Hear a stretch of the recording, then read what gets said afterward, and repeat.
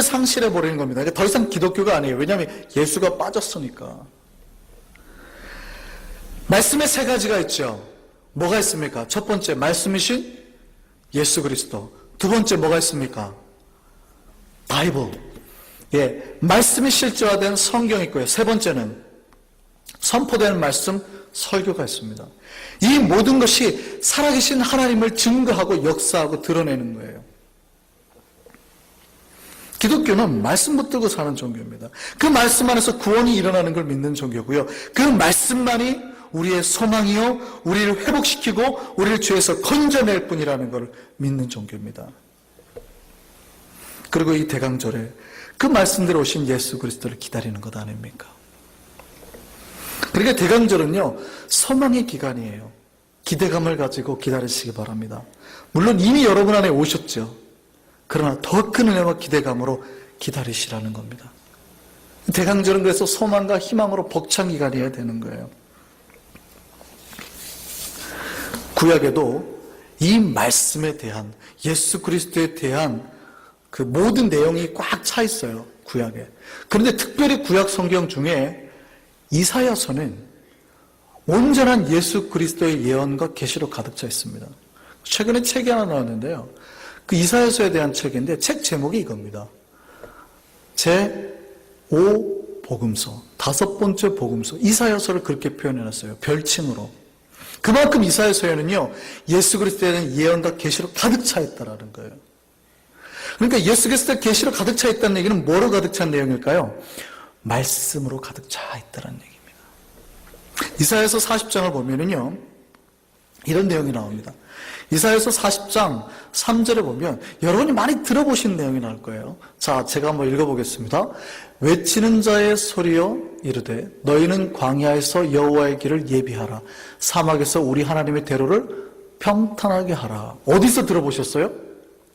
누가 한 말입니까 이거? 신약에서 세례요한이 하는 말입니다.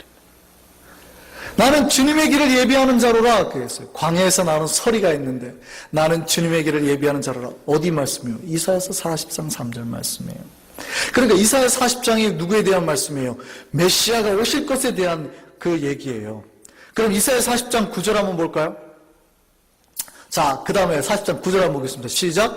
아름다운 소식을 시온에 전하는 자여 너는 높은 산에 오르라. 아름다운 소식을 예루살렘에 전하는 자여 힘써 소리를 높이라.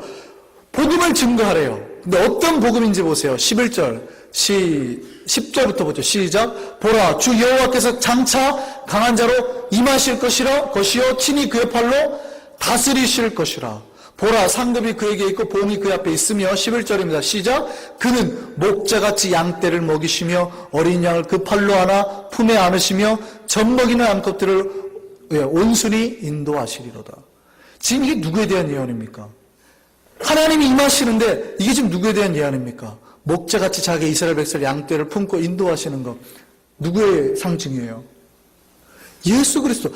예수 그리스도 오시는 것을 기뻐하고 전하라는 거 아니에요? 이 복음 전파라는 거 아닙니까? 자, 보세요. 이사야서 40장이 어떻게 구성되어 있는지 다시 한번 생각해 보겠습니다.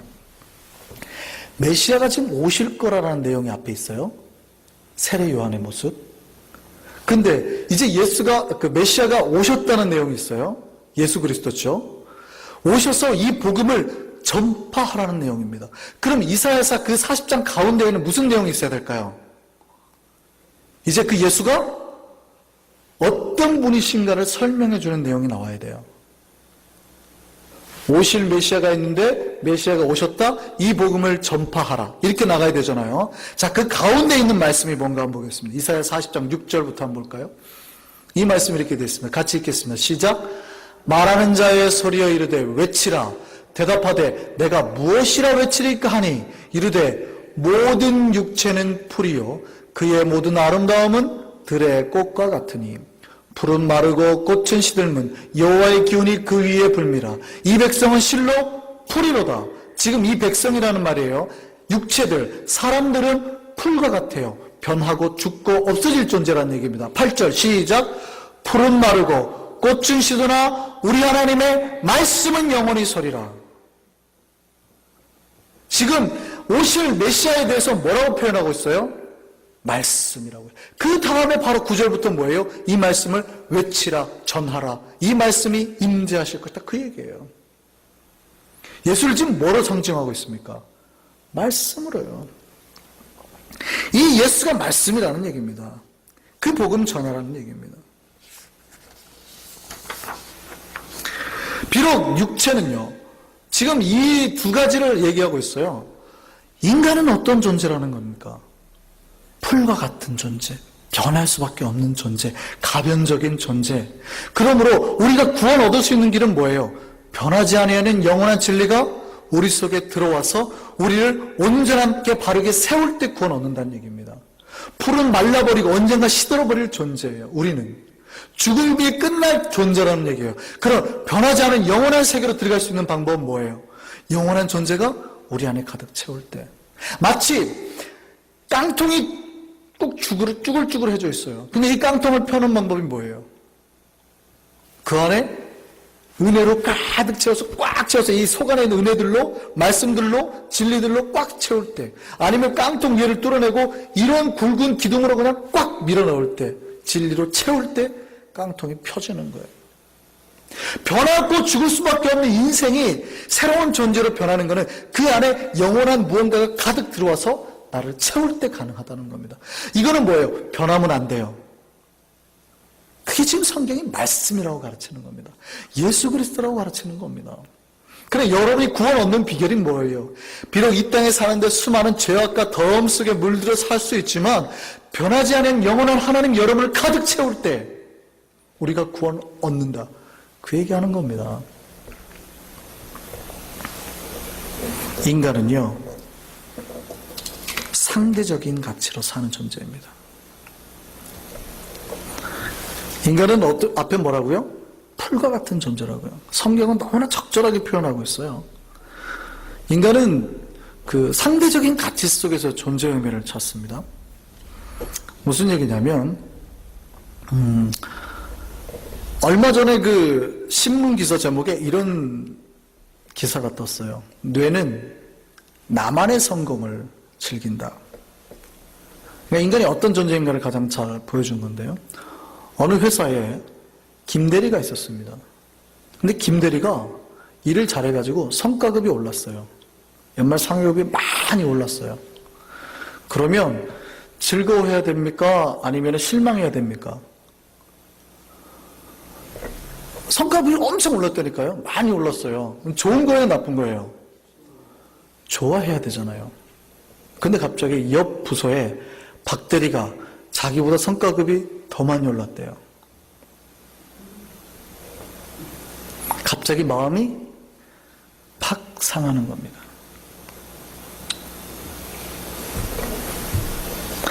무슨 얘기인지 아시겠어요? 사람은 끊임없이 변하는 다른 상황 속에서 비교함으로 자기 존재 가치를 받으려 해요.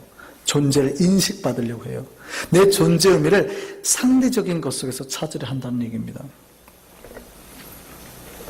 이 전통 경제학의 이론에 이런 이론이 있어요.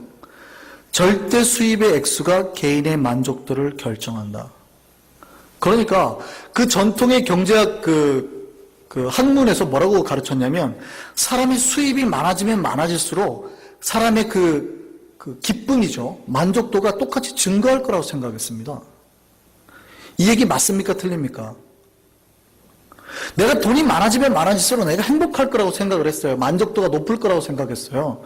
이 얘기 맞아요? 틀려요? 틀려요? 전통적인 경제학에서는 그렇게 가르쳤다고요. 그런데 이게 파기됐다는 얘기입니다. 쉽게 설명을 해드릴게요. 제가 지난번에 한번 예를 든 적이 있는데 여러분이 비싼 그 벤츠차를 타요. 벤츠를 타요. 비싼 차를 1억짜리 차를 타고 다닌단 말이죠. 그 1억짜리 차를 탔는데 갑자기 옆에 있던 박 대리가 똑같이 1억짜리 벤츠를 사가지고 온 겁니다. 기분이 좋아요? 나빠요? 상한 거죠. 저 옆집 이대리, 저 옆부서 이대리도 또 벤츠 1억짜리 또 사가지고 오는 겁니다. 다 벤츠를 타요. 갑자기 내가 만족도가 올라갈까요? 떨어질까요? 근데 갑자기 나는 떨어뜨렸어요. 1억짜리 벤츠가 아니라 5천만 원짜리